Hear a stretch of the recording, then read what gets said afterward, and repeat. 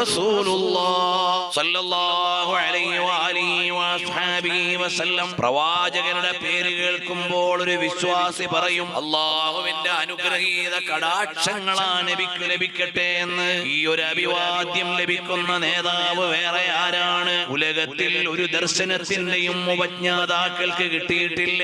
ഒരു പ്രസ്ഥാനത്തിന്റെയും നേതാക്കൾ ഇതുപോലെ അഭിവാദ്യം ചെയ്യപ്പെടുന്നില്ല.